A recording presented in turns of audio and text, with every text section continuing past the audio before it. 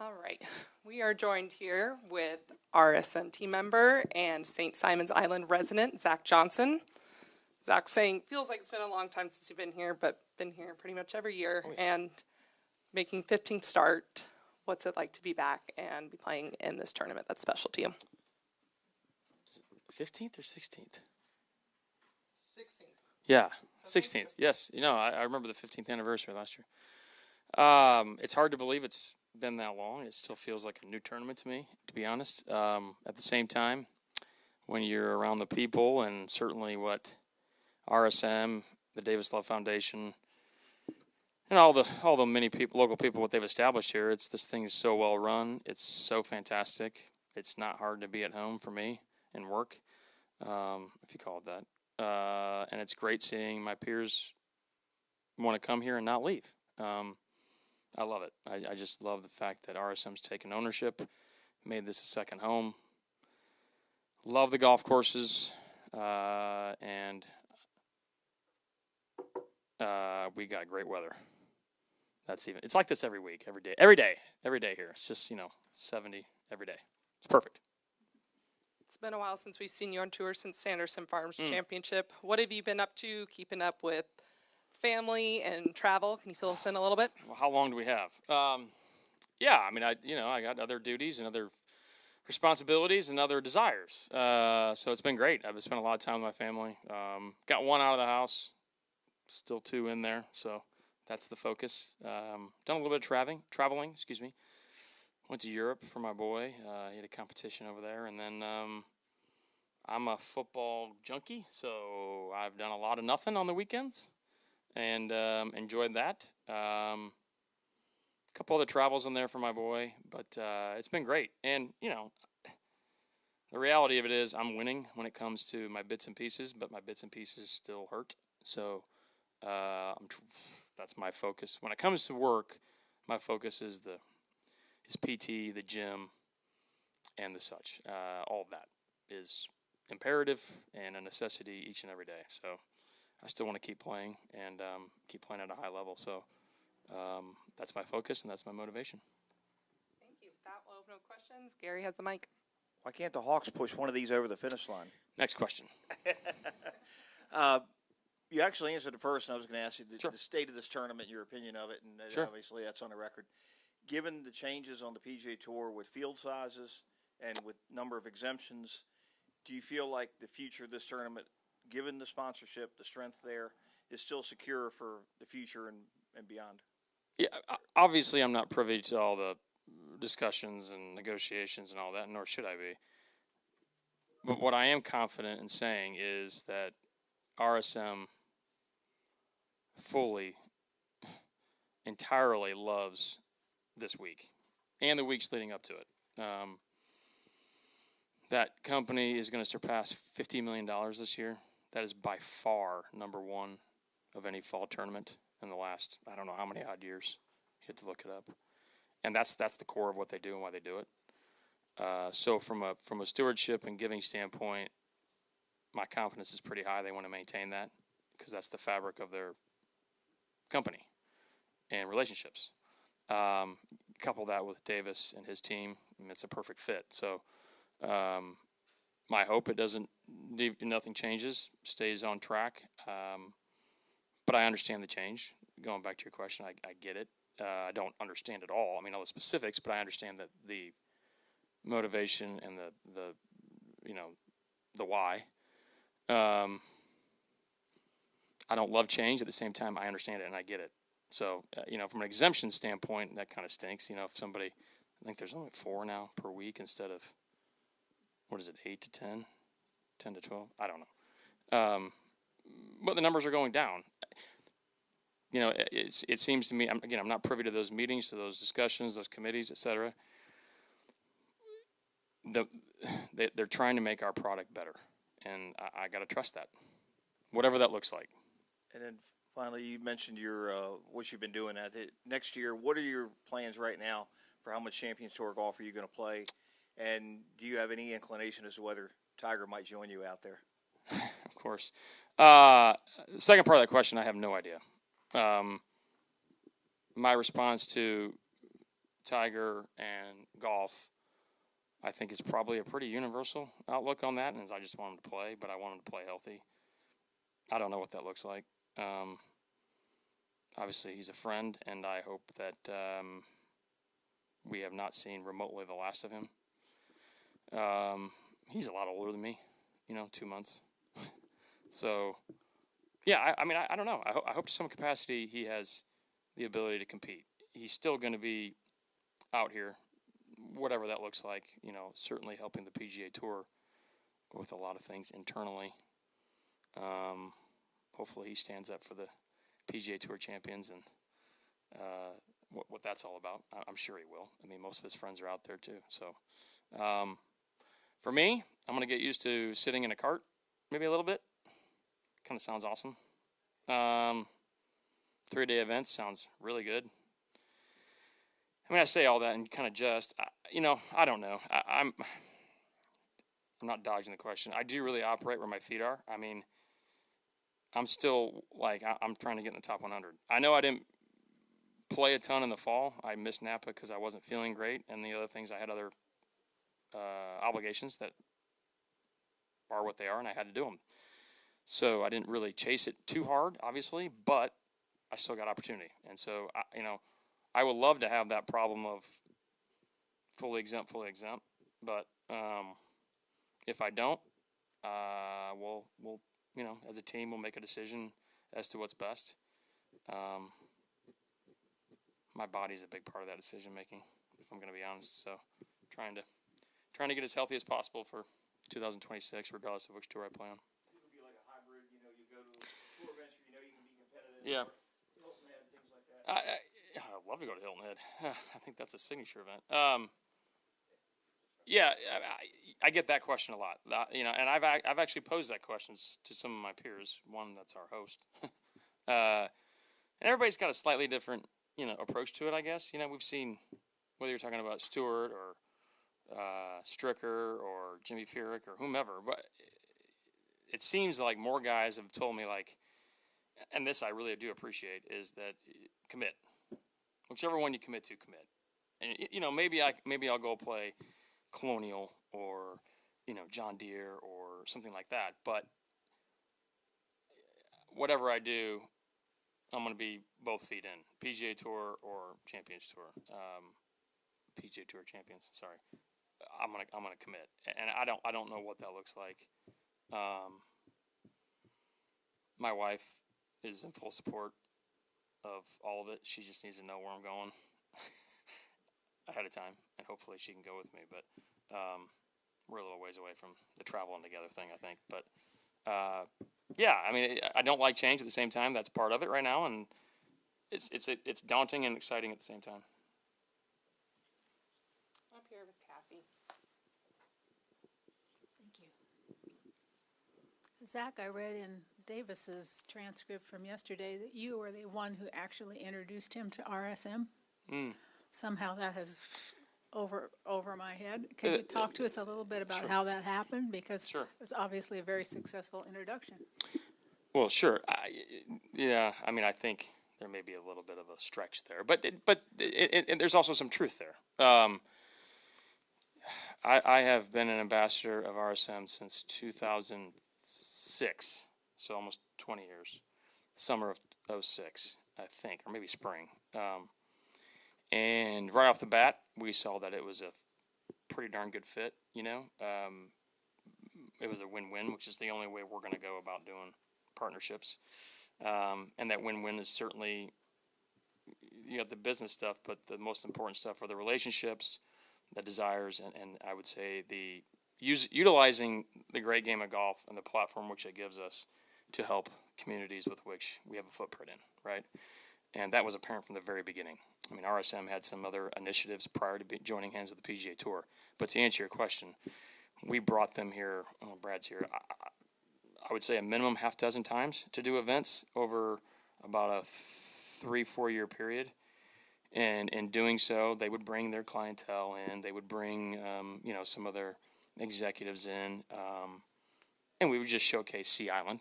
We would showcase St. Simons. We would showcase the Golden Isles and what it was all about. And the common sentiment, and from back then, it still holds true today, is usually when you come here, you're going to come back. And they kept coming back and coming back and coming back. So they had a relationship with the PGA of America. That was good. It just wasn't, they felt like they could make a bigger impact, is my understanding. And so when you have somebody established like Davis, like Mark, their families in this community, and already, I would say, proper pillars grounded here, that introduction kind of just happened organically. And so our tour construction, right, the architecture of our tour is about giving, and so you've got a foundation that's already based here. The gentleman with which we're talking about is, in the last 40 years, is one of the model pros of all time. It just everything just kind of started to fall into place. So I don't think it was necessarily an introduction. It was more of a, kind of an engagement. Like, we just kind of, hit it off. And Davis is a dear, dear friend. So it to have one of my families in RSM, join hands back in 2010, well, technically 09, but 2010 with the Love Family People Foundation. I mean, you can't write a better script, and it's not slowing down. So, win-win. Yeah. Great. Gary? Oh, there's Gary. Congratulations on your engagement to Davis, by the way. Just give us the state of your game. No response to that. What's the best part, and what part would you like to really fine tune a little bit more right now? I'm sorry. I was the stuck state on of your engagement. game, what's working the best, and what needs to be fine tuned a little more. Good question. And talking to my coach who's here and my caddy who's here, and then when I'm able to practice, it's not, the duration's not as long. Unfortunately, it's just given the state of where I'm at, but the quality is really still good in my work. And I mean, my fundamentals are pretty ingrained. There's been some things that we've altered that I think have helped me shake rust off a lot quicker, has helped me get more into a systematic, repetitive mode. I mean, even going back to Jackson, between Greensboro, I didn't make the playoffs, so between Greensboro, yeah, Wyndham and Jackson, I wanted to play Napa, but I couldn't. That's a pretty significant, I don't know how many weeks are there. You'd have to look it up. It's over a month, right? And I took some time off. I did all the PT, tons of MRIs. I did all of it, but I have about 5 or 6 days prior to going to Jackson where I practice every day, not really knowing what would happen in Jackson. And I felt like I played okay, and I don't know what I finished, top 25, top 20. It's 1 week, I get that, but it was one of those where it was like, man, if I can get healthy and put my due diligence into what I'm doing, I don't know what my ceiling is, out here or out there or anywhere. I mean, that was really encouraging. I'm not surprised. I'm just saying it was encouraging. And the same thing kind of holds true with this event. Early last week, my back was not great. I mean, my images are very good, thank God. That was a blessing. But, it's just nicks and knacks, and things get tight, things get pushed and moved around places they shouldn't. So, getting back into a better posture and all that, good symmetry is paramount for me. So, took a little bit more time off, and then by midweek last week, I started practicing pretty hard and felt pretty good. And so, I'm kind of at that point right now. I would love to compete again without the help of anti-inflammatories, and I'm confident that I can get there. But, it's a necessary component right now. So I feel good. My game's good. To pick one part out of my game that's like really good or really poor, I don't even know how to answer that. I'm not trying to dodge the question. I mean, short game, the more reps I can get, the better. The more pitching, the more flopping, the more even putting, I think the better. But I say all that. I don't set over a shot where I'm like, I don't know what to do. So I am so encouraged with my golf game. It's just a matter of repetition and time. If you can get healthy, how reasonable or how difficult is that for you at this point, or don't you know really? How difficult is what? I'm sorry. To get healthy? You said if you can be healthy. Yeah. How big is that if? Is it? Oh, I'm confident I can. I got the right personnel. I've got the right outlook. A lot of great consulting. A lot of people that are selfless and are in my corner. I mean, they just want to see me. Is there one body part that needs the most work? It's always that point between the ears, right?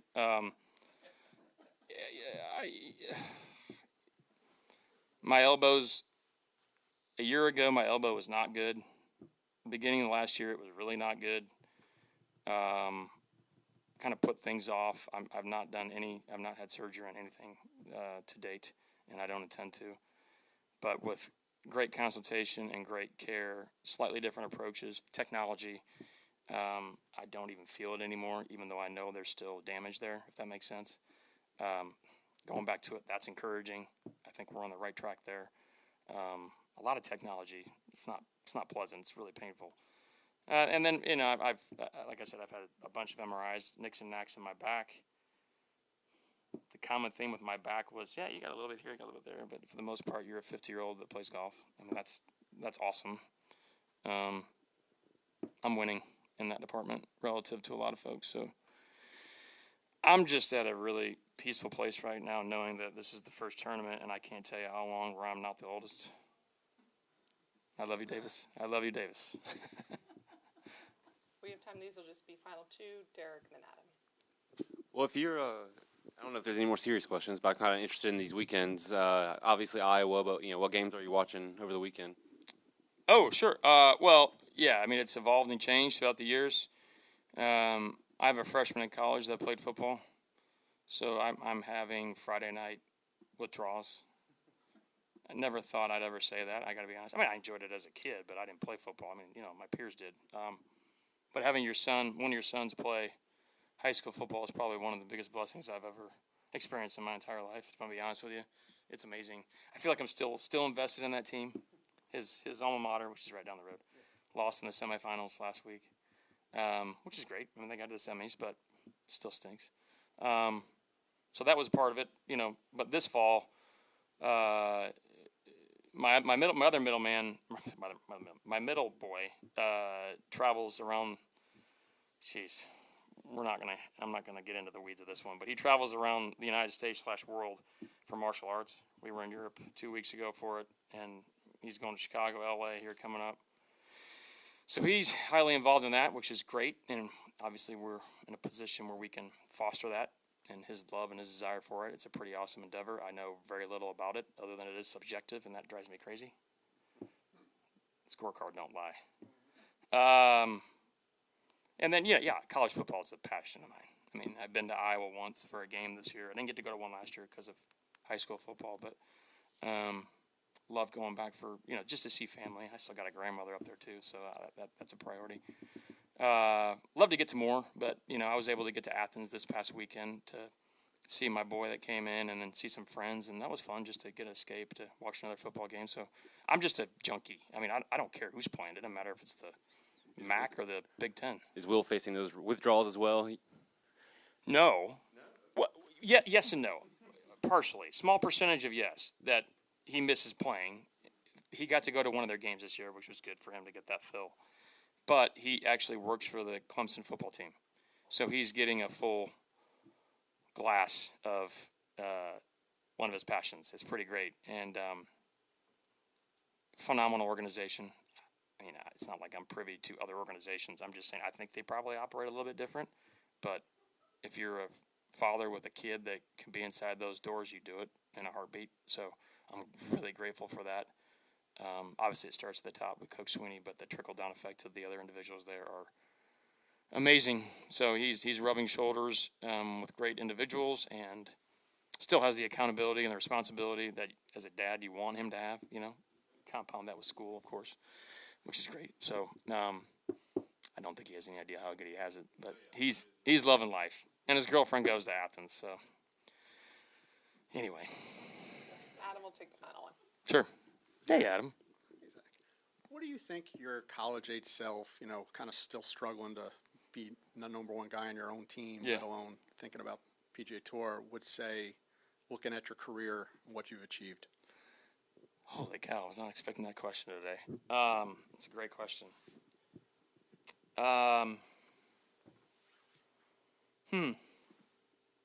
He'd be in distinct shock, knowing that he'd be sitting right here. No question. I mean, I remember, obviously remember those days. It was a long time ago, but I remember certain elements of it. I mean, the mantra at that time was no regrets. Like, let's rock it if we can. I mean, I didn't have any money. Probably had a little bit of debt, if I'm not mistaken. So if I can get the finances in order, let's give it a shot. And so, looking back on it, my story's always been one of just seizing the opportunity, seizing the moment, but also surrounding myself with phenomenal people, individuals that want to see dreams fostered. So I'd be in shock, but had you told me and give me the litany of reasons as to why I'm here, I'd be like, oh, well, yeah, I guess that kind of makes sense,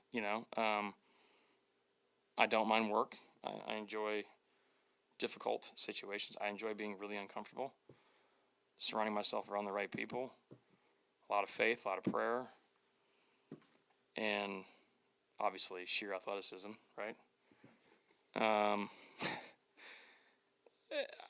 I don't know if I'd be overly surprised. Is that what you're getting at? I think he'd be in shock because the beauty of me back then that still holds true today, and it's not, I don't mean to be cliche, is that I have always operated where my feet are maybe 2 feet in front of me, never further than that. And so that's why I had incremental improvements. I mean, I played golf for 5 or 6 months a year until I was 22. I mean, my peers, certainly my age, were playing 12 months a year for the most part. I mean, there's exceptions to that. I mean, you think about a Stricker or Jerry Kelly or Tom Lehman or whomever, right? But we're the anomaly, I think, in that. And I think we're also the smaller percentage. So I think you take all that into account. I mean, never in my wildest dreams did I think I'd be here. And so I feel like I'm not living my dream. I feel like I'm fully outside of a dream in some other sort of parallel universe in some regards. I mean, I still pinch myself. I was at Augusta Sunday, and I walk into the doors there and like, oh, Mr. John, what is going on? Like, they know me. That's crazy. But they want me there, and that's even crazier. So, like, it just never, my radar didn't go outside of central or eastern Iowa till, I was 23, 24 years old. When you Let's were make this final one. okay, You're good. When you were 30, then maybe when you were 40, was Champions Tour something that you were looking for? You thought you'd want to do, and if so, when did it change? Since you're, I don't know. I don't know if it was like it certainly wasn't necessarily a goal or a motivation. I will say, there's been times in those time periods where I'm like, well, man, if I can stay out here till I'm in my late 40s, I might have a chance to play out there. I don't know. Technically, I still don't know how it works. I didn't know how it worked back then. I just knew that there was an opportunity there if you could get to it. I also heard early on that it's the hardest tour to get on, which speaks volumes to how good they are, and then it also speaks volumes to how great a lot of those guys had success out here. And then, the beauty of it is you got guys out there that are making a name for themselves at 50 and older. It's great. I mean, whether they play professional golf a lot prior to that or not, I think it's just it's an opportunity tour. No, I don't. It wasn't on my radar. I mean, at all. I can remember a few years. Thankfully it's only a few of the 22 or 23 years where, okay, January 1, I got to keep my card. And that was motivation. That was my I was always like trying to better myself each and every year for the next year. Actually, really each and every week for the next week. That's the way I operate. So, got it. All right. Zach, thank you for the time. We Pleasure. appreciate it. You got it. Thank you.